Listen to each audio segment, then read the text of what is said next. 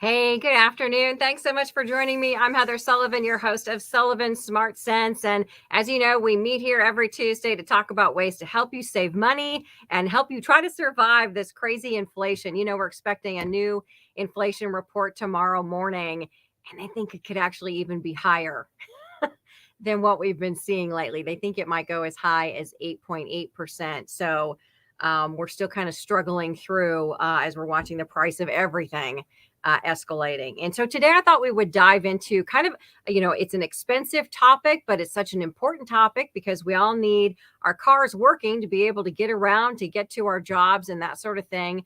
But I know we've been seeing labor shortages, we've been seeing part shortages, and like every industry, we're seeing increased costs. And so we want to talk to you today about ways you can try and save money on car repairs, really keep up on maintenance to try and avoid car repairs. We're also going to talk about some safety things if you're taking a road trip and ways to improve your mileage. And we're also going to dive in and talk about really some great job opportunities if you've ever thought about becoming an auto mechanic. We're going to tell you about some ways you can pursue that and land good jobs right now. So without further ado, I'm going to bring in Eddie Burt from Universal Technical Institute. Thanks so much for being with us. We appreciate it.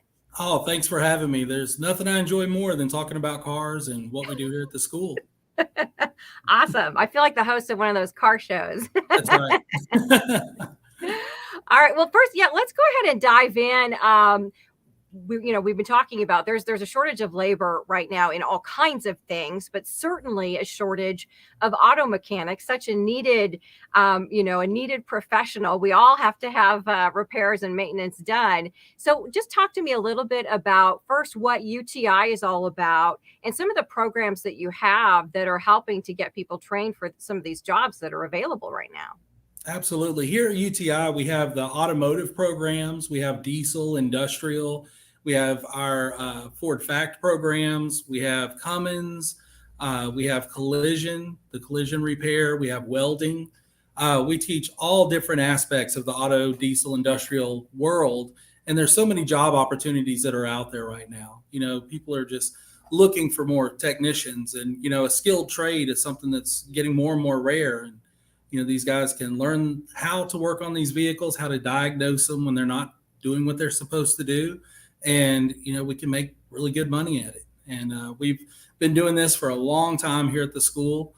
We've produced technicians over many years, and I really enjoy what we do here. And I think people don't, cars have become so computerized. It really is, it's not the same thing it was, 30 years ago. It really is. You're learning how to work with computers.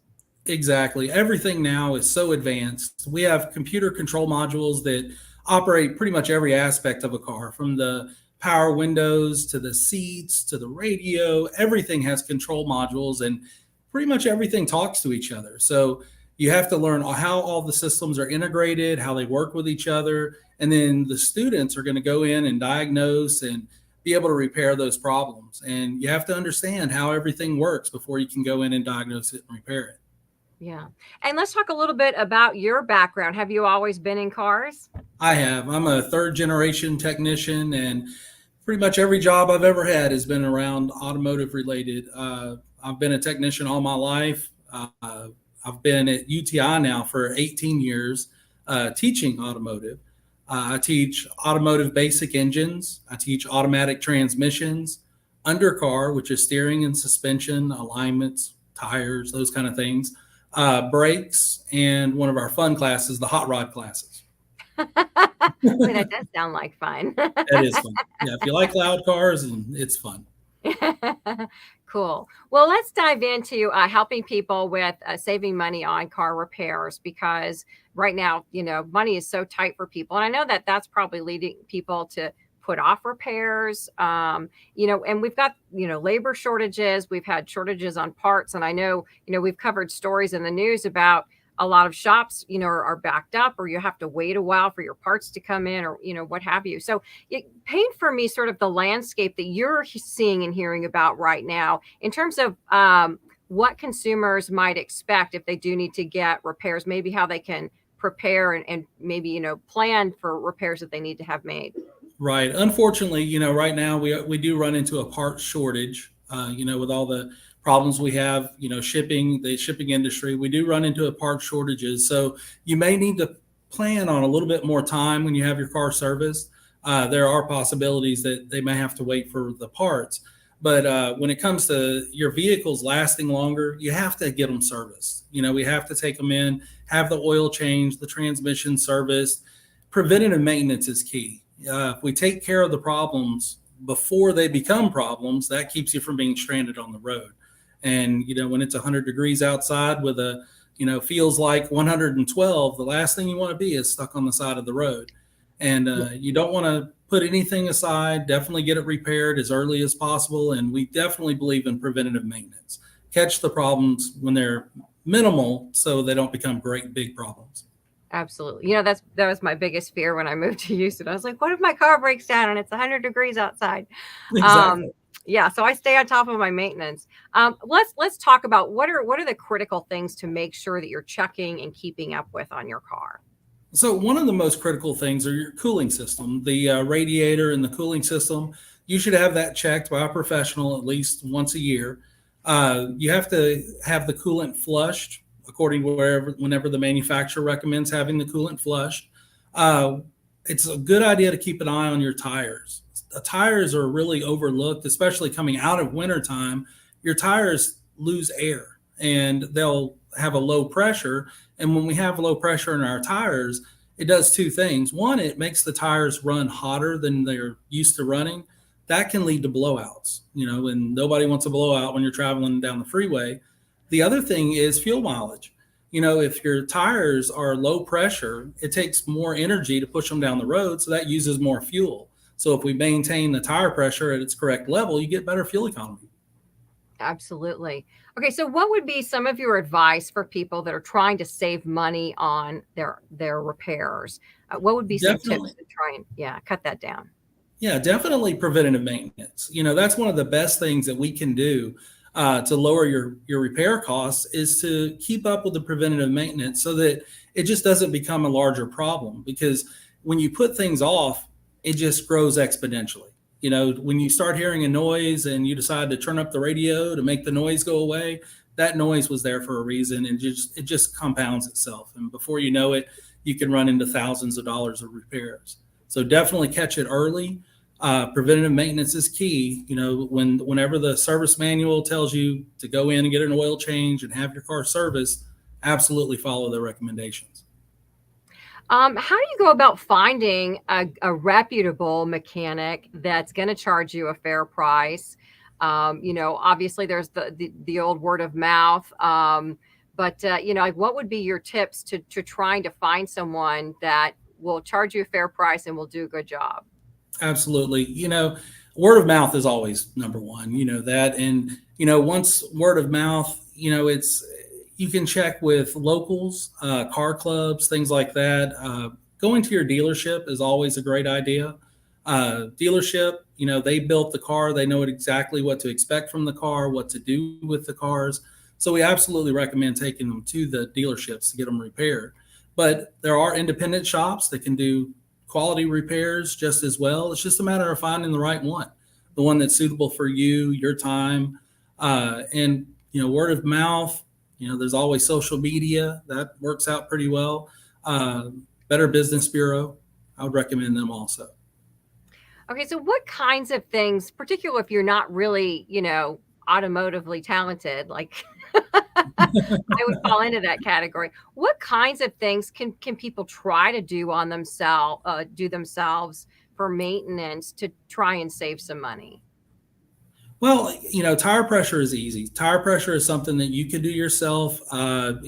Several service stations have the ability to check your tire with the air compressor.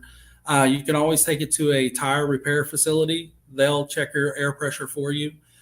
Checking your oil. Checking your oil is something that you should be able to do. If you look in your owner's manual, the owner's manual will show you exactly where the dipstick is and what the level should be for your vehicle. Some of the newer cars, we don't have dipsticks anymore, so it's all computer controlled. But I would definitely check your tires, your oil pressure, your oil, and windshield wipers. Windshield wipers are something that a lot of people overlook until it's raining. And once it's raining, now you need windshield wipers. And you usually forget until the next time it rains. So I would recommend changing your windshield wipers at least once a year. I usually change mine whenever I get my state inspection.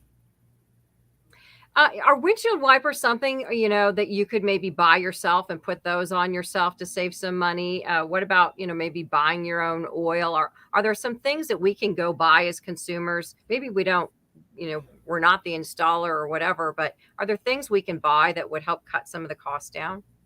Yeah, absolutely. Windshield wipers, that's something that I would think that most people could do. Uh, Generally, if you buy the windshield wipers from an auto parts store, they can help you out too. Most of the auto parts stores will go out and help you. As far as oil changes, if you have the equipment to do so, you could do it. You'll need a ramp or a jack and jack stands, and you've got to be safe. But if you're, I would definitely look it up on YouTube before you start crawling around underneath your car to make sure that you're taking the right drain plugs off. And we don't want anybody to just crawl under the car and start taking bolts loose. So it's definitely something that we would want a professional to look into. But as far as windshield wipers, light bulbs, the basics, and just inspecting your car, looking at your tires to make sure that you still have tread on the tires, that there's no unusual wear patterns on the tires, just obvious things. That's what I would look for as a consumer. Is there ever a situation where it's helpful? Maybe you could save money if you are hunting down particular parts yourself. Like, does that help? If I mean, in some of these things that might be in short supply, does that help? It can, if the repair facility will allow that. Some repair facilities, because of the liability issues, they don't like to install used car parts or parts that the customers provided. But it depends on where you're having the car serviced. But if you have the ability to, absolutely. If you can look, search the net for parts for your car, I mean, you can always usually find a better price. There's lots of places out there where you can get discounted auto parts, but you just have to make sure that the repair facility that you're using allows that. Yeah. Okay. That's good to know. Okay. So let's dive a little bit into summer road trips. Everybody wants to Mhm. drive, but of course we want to keep our mileage up. We touched on that a little bit when we got started, but what are some things that we can do to make sure that we're going to be getting good mileage out of our car and be safe when we're taking our road trips? Exactly. Just like we said, the air pressure in the tires, that's definitely key. Because when the air pressure runs too low, it's just more resistance, takes more fuel. When you have the car serviced, we need to make sure that they check things like the air filters. The easier it is for the car to breathe the air, the easier it is for the car to go down the road. So the better the fuel economy. Uh, we also have cabin air filters in some vehicles that filter the air conditioning system. They filter the air that blows from the air conditioning. And when those get clogged up, those can stop your air conditioning from working as well as it should. And on our hot summer days, that's definitely something you want to look at. The cowl area between the windshield and the engine compartment, a lot of times we can get leaves built up around that area. And a lot of times that's where the fresh air goes in for the air conditioning. So it'd be a good idea just to keep the car clean. You'd be surprised how a clean car actually runs better than a dirty car, just for the simple fact that when you keep all the components clean, they tend to last longer. Oh, interesting. And what are the fluids that we need to be sure that we're, topping off and, making sure everything's full? The basic fluids in a vehicle are the engine oil, the transmission fluid, the antifreeze coolant, brake fluid, and power steering fluid. Those are the normal fluids that we would check. We also have differential fluid and other fluids throughout the car, but those are the general ones we check. Oil being by far number one primary, and brake fluid, because brake fluid, you need brakes. So you definitely have to have brake fluid. Hmm. Okay. And then uh, I saw one of the tips you guys sent to me, and because I have one, so I'm proud of this, is a car safety kit. But talk Yes. about the things, and you can buy them. It's got everything in it. But what are some of the essentials that people should have in the car should the car break down or they get stranded somewhere? I would absolutely recommend jumper cables. Jumper cables, in case your battery dies, you have jumper cables. I would recommend water, a couple of bottles of water in the emergency kit, granola bars or some type of energy bar, a lighter, some type of flashlight, so you can see around. We live in the South, so we don't have as much problem with cold weather as they do up north. But I know up north they recommend blankets, a candle. It's always a good idea if you're going on a road trip to carry a spare key. That way, at least you have an extra key in case someone accidentally locks the key in the car or it gets lost. That's a good idea. Okay. Is there anything else that you think we need to just be mindful of that might help us to like save? Are you hearing about people? Are they putting off, repairs, trying to sort of stretch things out longer than usual because of the current situation? They really do. They put it off, but like I said earlier, it just compounds the situation. We would all like to just ignore the check engine light on the dashboard, but unfortunately, it's telling you that there's a problem, and that problem could be costing more in gas. If it's an engine related issue that monitors how much air and fuel goes into the engine, that can cause you to burn more fuel than you need to, and which could hurt your fuel mileage.